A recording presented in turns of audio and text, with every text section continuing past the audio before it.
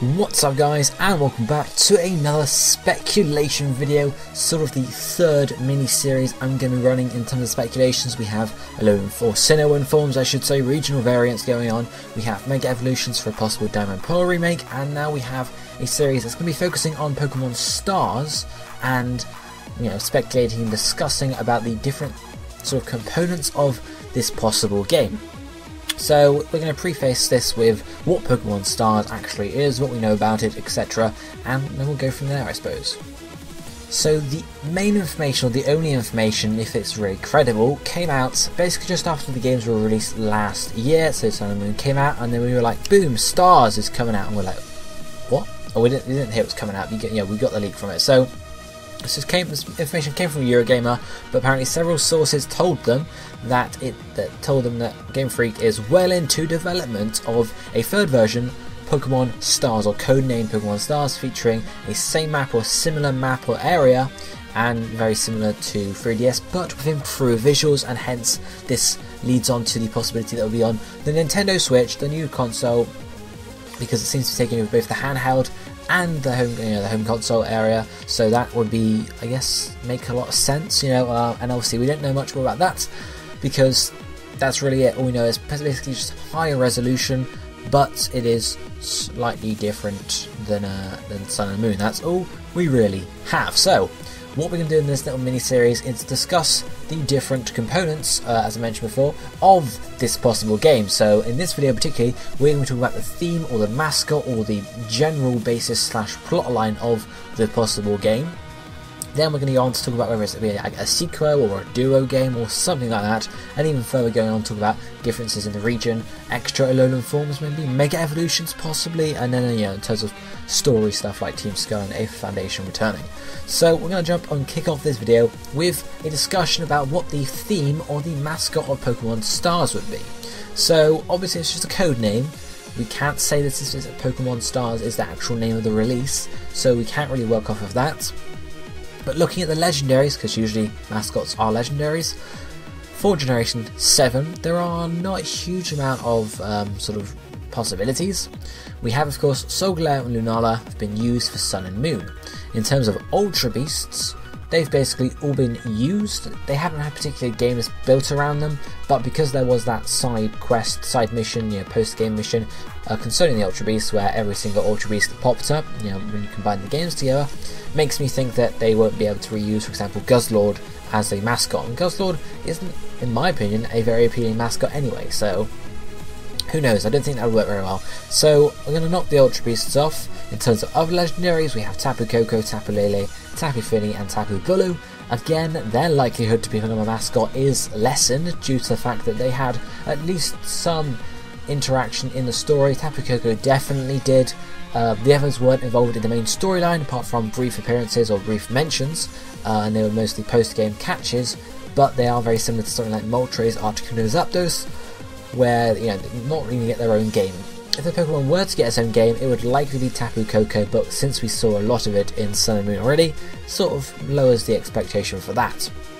In terms of legendaries, that leaves us with very few, but there are one or two. So first up is Necrozma, the very obvious choice for a mascot here. Now, in terms of what we know about Necrozma, not a huge amount, since it was literally just the end, at the end legendary. Very similar, however, to Giratina in Pokemon Diamond and Pearl. Just sort of tacked on there, different area sort of thing, not really part of the main story, but catchable in the after game, in the post game.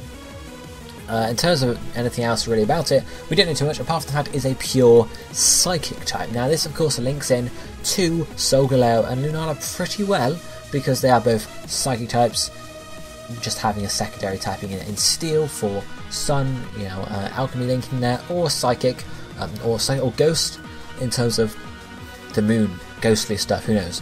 And obviously the other glaring thing is Necrozma is obviously not directly related to those two, because we have of course Cosmog and Cosmo-M, so you can't have it evolve into Necrozma as well unless they add it in a future generation or future game that it can actually further on add. In terms of its Pokédex descriptions that might offer us some insight, we have in Pokemon Sun, reminiscent of the Ultra Beasts, This life form, apparently asleep underground, is thought to have come from another world in ancient times. In Pokemon Moon we have light as apparently the source of its energy.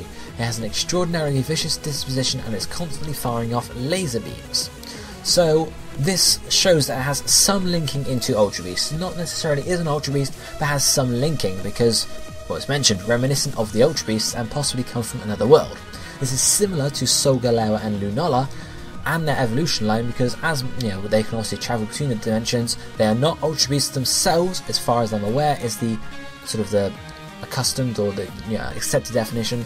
They are creatures or Pokemon that came from the Ultra World, or whatever it's called, in days gone by, days of future past, if you will, because they came from there and then lived in the main world, but they could freely travel between. So they are sort of hybrid Pokemon Ultra Beasts. Now it sounds like the Necrozma could be a very similar thing, however it has been asleep underground. This is obviously different to Cosmog and such, who would not sleep underground because they were obviously up in there, and this is where the break might come in. So imagine you have a creature like Cosmog. He's living his days in the sun or the moon and eventually takes on the appearance of the sun or the moon. We're not talking about in terms of actual science here or in terms of actual game logic, but just general sort of lore, I suppose you could say. So you have Cosmog, who is absorbing the sunlight or the moonlight depending on what time of day it likes to hang around, and eventually becomes Solgaleo or Lunala because it's similar to the light it's absorbing. Then you have, for example, a Cosmog that got locked underground or fell asleep underground or entered a cave or something like that, and there is no light down there, nothing at all. So instead it becomes something slightly different. Whereas Solgaleo and Lunala generally produce light, it seems that Necrozma is reflective of light. It's a prism, which is it's related to light of course, but prisms, they will sort of intensify it. So maybe because it was locked underground, it had access to less light, so it had to learn how to focus that light and energy the best it could, hence the prism-like sort of thing. So maybe Necrozma is like a distant relative of Solgaleo and Lunala, forged underground due to the lack of light. We also told in one of the Pokédex entries, light is the source of its energy, so obviously in sort of contrast to Solgaleo and Lunala who produce light, Necrozma, it makes it stronger basically. So it would make sense for this guy to be the mascot of a third game. Pokémon Stars, as we said, likely not the actual final name, because that would not link into Necrozma pretty well, because it's a star. Pokémon Stars, when Necrozma's a prism. Pokemon Prism would be a brilliant name. I believe it's been used in fan games in the past, but it would be pretty cool. It'd be a clear link to Necrozma there, and you could build on its lore of it, magnifying light maybe. Maybe it's a similar story to Pokemon Sun and Moon, where you have a Solgaleo and Lunala, but Necrozma also is, a threat maybe, or maybe the Foundation's instead trying to get Necrozma and magnifying light, something like that. Who knows exactly, it's something we can explore in later discussion videos, but if you guys have any ideas glaringly off the start, let me know down below. But it seems like Necrozma would be indeed a mascot for Pokemon Stars. I think about 90% of the chance is that will be the case, because in terms of other legendaries, no Tapus, no Solgaleo Lunala, no Ultra Beasts, we have Necrozma here at number 800. There's only 2 other legendaries in this generation, and they're both mythical Pokemon. First is Magearna. Obviously, Magearna is very unlikely to be the mascot for this game, because it's already been featured in a previous film. It was featured in obviously Volcanion and the Mythical Magearna, so very unlikely, and obviously it's been given out as an event Pokemon to begin with, whereas Necrozma, as mentioned, is just tacked on to the end of the Pokemon Sun and Moon games. The other Pokemon is Marshadow, of course. So Marshadow has recently been revealed actually, because of its appearance, its presence in one of the trailers for the next Pokemon movie. Now Marshadow is, as mentioned, going to appear in that movie, so again that lessens the likelihood of it being a mascot for the games, because it's already been sort of announced. There is a slight chance it could function as a mascot for the game. They have Marshadow appear in the movie and then be like, boom, Pokemon Stars or Pokemon Shadow, in contrast to Sun and Moon. So Pokemon Shadow, Pokemon Moonlight, Pokemon Moonlight maybe not, Pokemon Midnight maybe, something like that, I guess, get the idea, to link into the film. So you see Marshadow in the film and then boom, it's in the game as well, sort of thing. And you could argue that to some extent it's different to Solgaleo and Lunala. It doesn't seem to have any direct linking to it, because if we look at its Pokédex entries, although not officially obtainable, of course we can still look at them. Pokemon Sun tells us that it's able to conceal itself in shadows and never appears before humans, so its very existence was the stuff of myth. Pokemon Moon tells us it lurks in the shadows of others, copying their movements and powers. This Pokemon is craven and cowering, so obviously it's very in contrast, again, to Solgaleo and Lunala, because they produce light, it does not like light, so it's the opposite almost, so it could be certainly used for a sequel, to be mascotized and such. And of course, its Pokemon type, Marshadow, of course, Shadow's got it in there, but also its type is Gloom Dweller, so very similar to, hinting at the opposite to Sun and Moon, which both sort of, affect lights. We have the darkness here, and the Fighting Ghost type is, I guess, opposite to the Psychic Steel type, or the Psychic Ghost type as well, because we have Fighting rather than Psychic. However, its Pokemon Moon entry makes me think less that it would likely be a mascot, because Pokemon is craven and cowering, so it's not a very...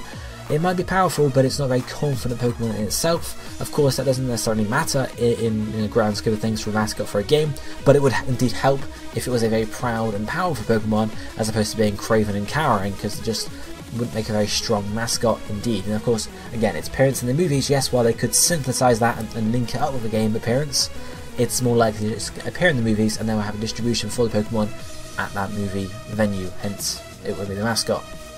So it seems like Necrozma would indeed be the mascot or the theme that Pokemon Stars is built around. Now, whether this game is going to be a sequel, so it happens 3 years in the future and something happens, Necrozma appears and attacks or something like that, it all changed when the Fire Nation attacked, or whether it would be a mix, so you combo Sun and Moon, you take the plot from Sun and Moon, you combine it into one featuring all 3 of these legendaries and fix it up like that, whether it be a third of the series, so not mixing Sun and Moon together, but instead of having Solgaleo and Lunala, you have Necrozma, and maybe you can have Solgaleo and Lunala appear separately every now and again, similar to Emerald rather than Ruby and Sapphire. Or it could be a port, a literal port from 3DS to Switch, better graphics but basically the same story. Pokemon Stars maybe gives you the option in terms of catching Solgaleo or Lunala times a day, maybe, sort of thing. Who knows exactly, we'll discuss that more in the next episode, next part of this little mini-series, but of course do not forget, or don't, I don't know, stuff.